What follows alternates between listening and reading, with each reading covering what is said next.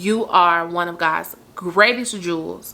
You are so strong. You are so worthy of everything that you could have ever imagined, plus some. If I feel like you're manipulating me and you're not adding anything to my life, you don't deserve me. Love is not hurtful. It does not hurt you. I'm gonna say it again, because you might have some people out there that don't hear this all the time, or you might have some people that just need a reminder.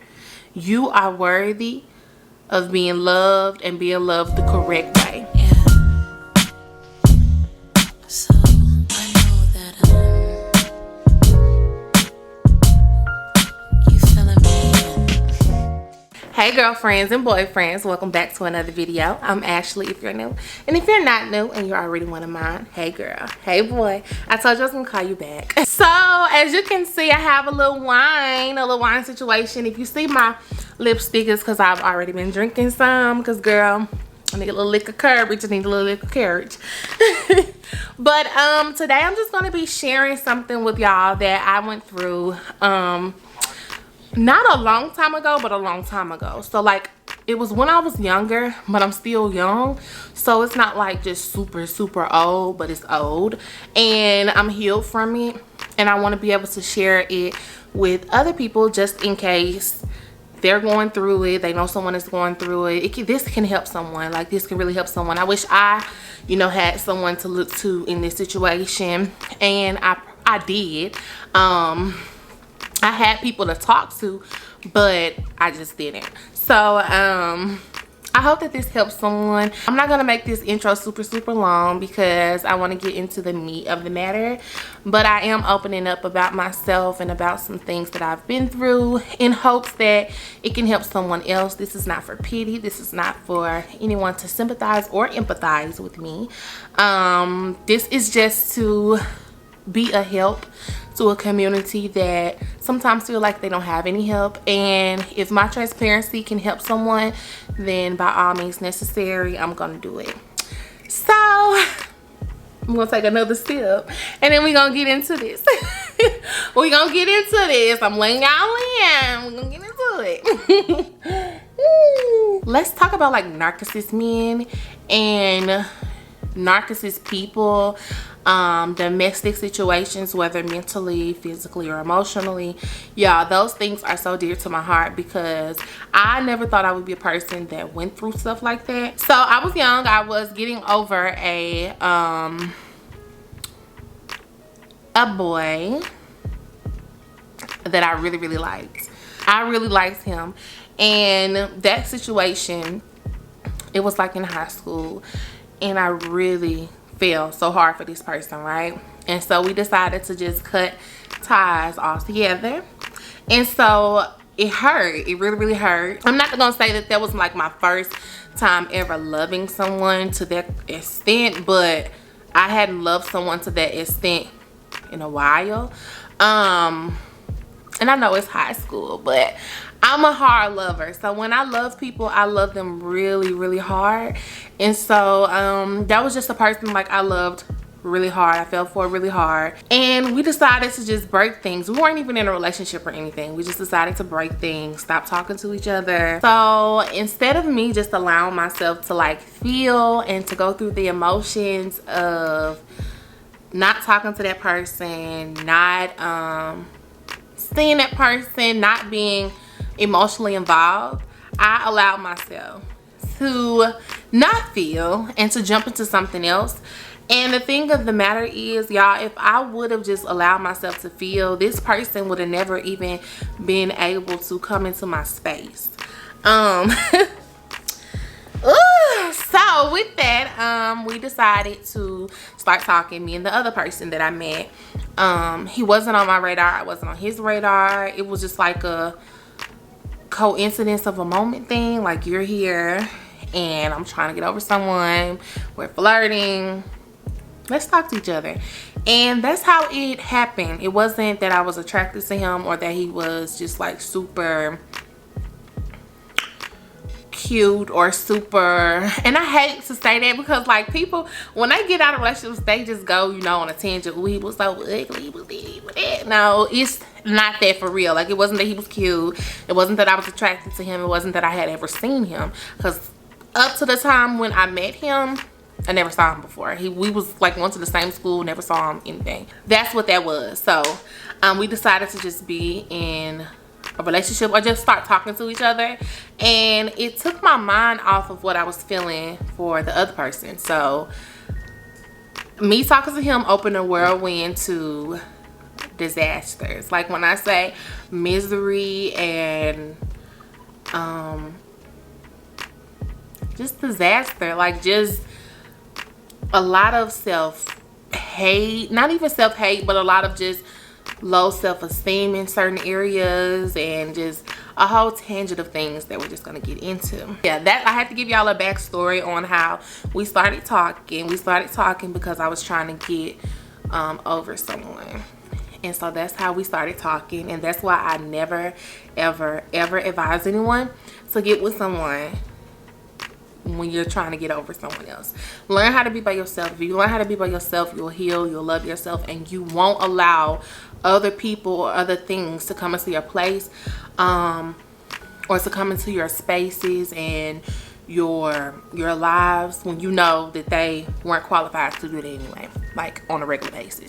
So yeah, so just had to get that out of mind. This relationship was my only relationship to this day that had any part of narcissism, domestic violence, anything. I used to be a girl. I struggled with accepting the fact that this happened to me, because I used to be a girl that would see things on TV and would say, oh, that'll never happen to me.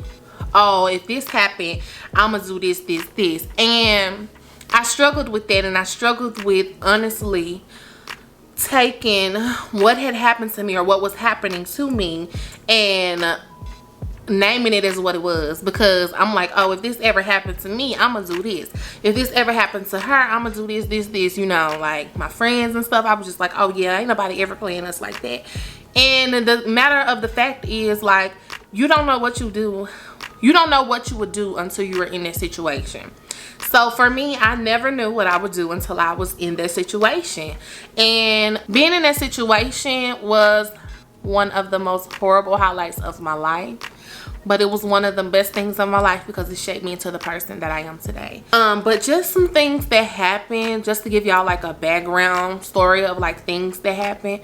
So I remember our first instance. I was with my best friend at the time, and we stayed after school or something. I don't know why we stayed after school, but we stayed after school, and we decided that we were just going to, you know, walk around with our booze at the time. And so that's what we did.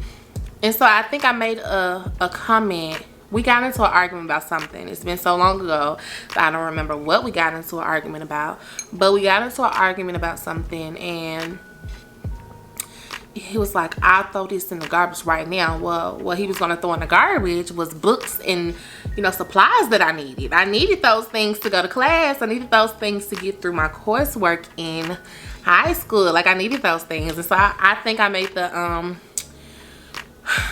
I don't know. I think I said, do it, or, you know, like something like do it, not thinking that he would actually do it, but he did it. So there was like a red flag. He threw my stuff in the trash, so I had to go in and get it out. He walked off, didn't care, came back the next day apologizing, blah blah blah, let it slide. Other things that happened, he really didn't have things. So like everything that I got, I had great parents. I have great parents. And so my parents give me a lot of things that I have. Like my first car was given to me by my dad. My second and my third was given to me by my dad. Like my mom, they pay for things for me. My dad, they pay for things for me. Like, I'm not gonna say I'm spoiled. I'm just blessed. Like, they're in my life. They do things for me. And so his life was totally different. He didn't have a support system where he could get this or he can get that from his people. Not to say that they didn't love him, because I'm pretty sure they did, but you know, our lives were just totally different. We were from two sides of the track, like two different sides of the track.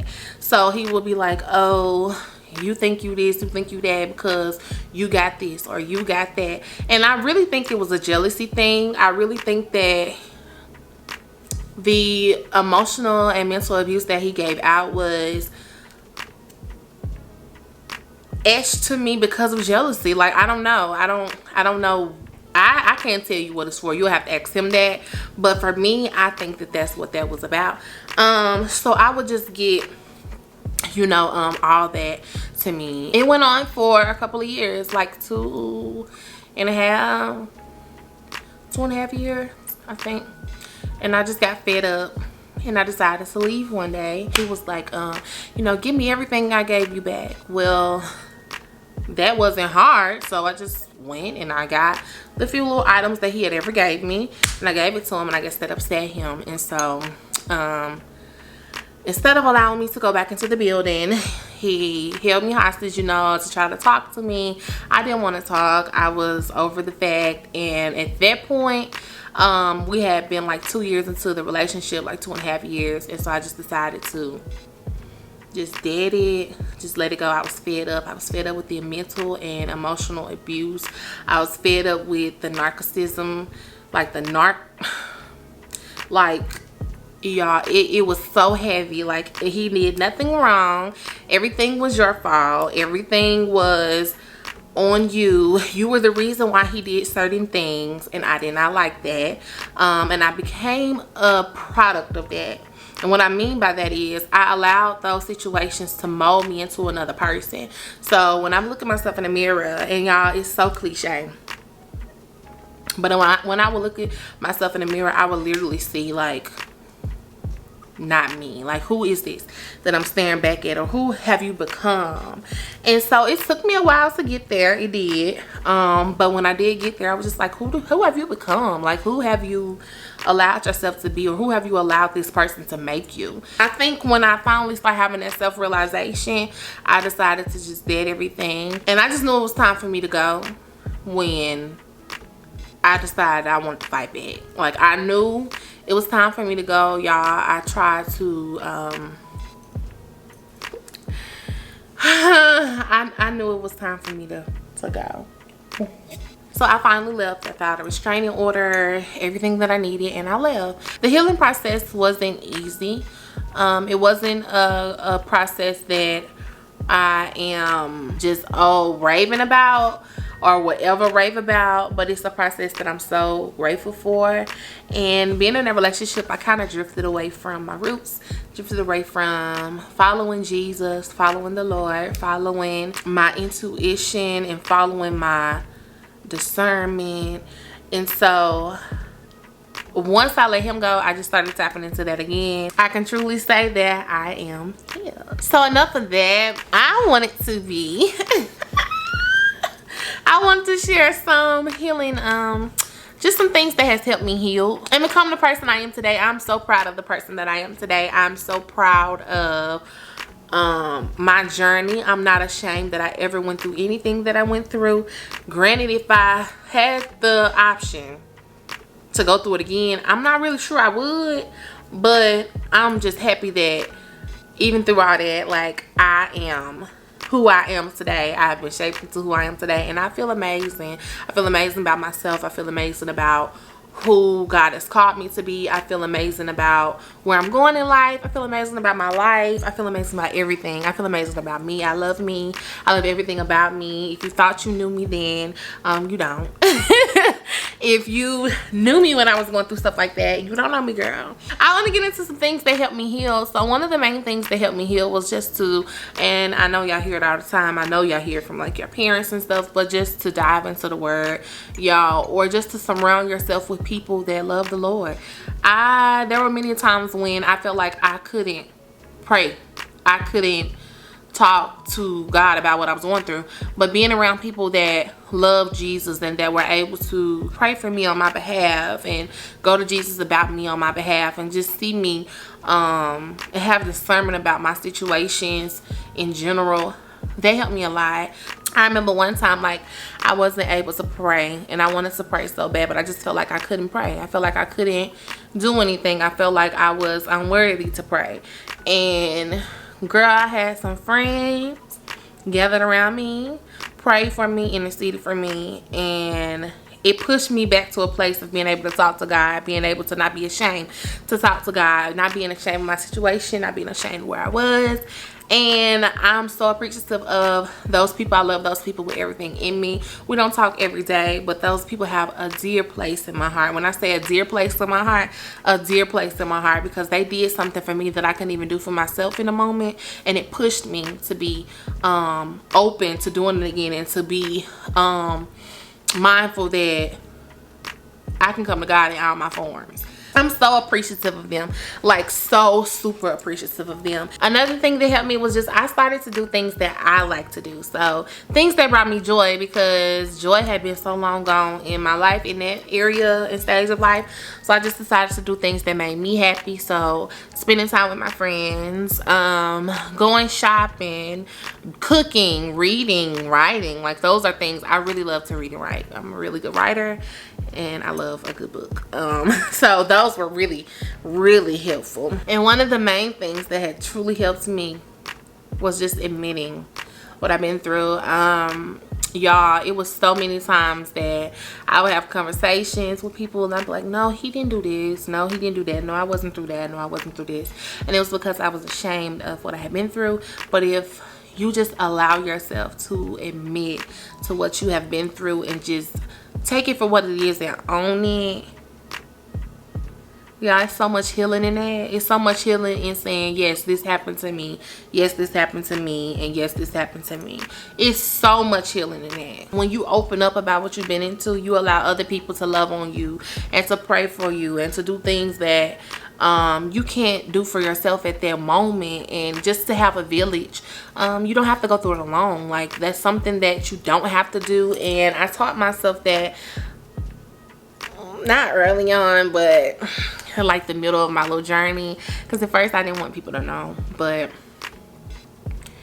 when you let people in and you have a support system, it makes healing so much more better, y'all. When I say so much more better, so much better. Oh my God. And it's like so much healing can come from just saying, yes, I did this. I don't have to hide from it.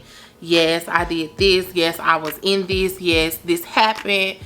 And just letting it be what it is. And then from there, from admitting that, you can move on with life. And I did these things among other things, but the moral of the story is just never to let anyone play with you. Don't let nobody play with your feelings. Don't let nobody criticize you. Don't let nobody judge you. If somebody is judging you, get away, red flag. If someone is critical, very critical of you, get away, red flag. If they're possessive, if they're controlling, red flag. If they are manipulative, oh my God, red flag, red flag, red flag. Like, red flag, get away. Get away. If they dismiss your feelings, get away. You don't deserve someone that dismisses your feelings. If I can't tell you how I feel and you take heed to them and we come to a consensus, then you don't deserve me. If I feel like you're manipulating me and you're not adding anything to my life, you don't deserve me. If you're being judgmental about something that I've shared with you, or judgmental about my life and not helping add anything to my life, you don't deserve me. If you have to control what I do, control what I wear, control what I say, control who I see, you don't deserve me. You don't deserve me. They don't deserve you. They don't deserve you. They don't deserve you. Love does not hurt. Love does not hurt. Love is not hurtful. It does not hurt you. Love doesn't bring pain. Love doesn't bring sorrow. It doesn't bring sadness. It doesn't make you feel unworthy. It doesn't make you feel low. Have low self-esteem. It doesn't make you feel unconfident in yourself. It doesn't make you feel like you're being tolerated. It doesn't make you feel like you're always angry or like you're mad. Love feels good. It feels amazing. It makes you feel like you're on a high. It makes you feel like euphoria type. Love is kind. Love is patient. Love is good. Love is selfless. Love is slow to anger. Love is slow to annoy. Love is slow to make someone sad. Like, love is respectful. It's respecting you. It's respecting your space. It's respecting your time. It's respecting who you are as a person. When a person loves you, they honor you. They show you humility. They show you love through the way that they are humble towards you, the way that they care for you, the way that they say things to you, the way that they greet you, the way that they even reference you when speaking to others. It may seem repetitive and it may seem like, okay, I've heard this all my life. I've heard this from people, but we can lose ourselves. And I had a moment where I lost myself, and I allowed love to be hurtful. I allowed myself to feel like love was hurtful. I allowed myself to feel like love was envious, that love was judgmental, and it's not. It's not any of those things. Don't ever let a person, I'm saying a man, but don't let a man or a woman play with you. When it comes to love, don't let a man or a woman play with you. Do not let them play with you. You are precious. You are one of God's greatest jewels. You are so strong. You are so worthy of everything that you could have ever imagined, plus some. Like, God has someone out there for you that is gonna blow your mind. You didn't even think that God could make a person the way that he's gonna send you somebody. Like, if it ain't making me feel good about myself, if it ain't making me feel like I just follow love every day, I don't want it. I don't want it. Love is not going to ever make you feel like you're inadequate. It's gonna make you feel adequate in everything. It's gonna make you feel the utmost confident in everything that you do. Don't let nobody play with you when it comes to being loved. Don't let nobody play with you, and don't you play with nobody, but don't let nobody play with you. You are too precious in God's eyes, and you have someone that cares about you somewhere. You have someone that loves you. You have someone that prays for you. You have someone that references you to the utmost in your life. And for you to let somebody play with you, that's a disgrace. Don't let anyone play with you. Don't let anyone play with you. And if you ever let someone play with you, you heal from that, and you don't let nobody play with you ever again. And that's where I am in life. I heal from that. I let somebody play with me, and I'll never, ever, ever let somebody play with me ever again, because I'm not that, and this ain't that. I'm going to say it again, because you might have some people out there that don't hear this all the time, or you might have some people that just need a reminder. You are worthy of being loved, and being loved the correct way. Guard your heart, guard your peace, guard your mind, guard your mental, guard your emotional, guard your physical, because you are valuable, you are worthy, and you're worthy of being loved the correct way. You're worthy of being loved like the Bible tells us. Love is patient, love is kind, love does not boast, love does not envy. You are so worthy of that. So worthy of that. I hope my transparency has truly helped y'all. I want to like gulp this, because I can't believe I just did this. I mean, if you asked me a couple of years ago if I was ever gonna be in a situation probably talking about this, I would say no. But my transparency could help someone else, and I'm all about helping someone else realize their self-worth, their self-value, realize that you don't have to go through hurt to be loved properly, you know. Without further ado, I'm gonna go ahead and end the video, because this has been long for me at least. So don't forget to like this video. It helps me a lot. And if you have not subscribed, go ahead and subscribe so I can officially be your girlfriend. And as always, in true Ashley fashion, I'll call you back. Bye.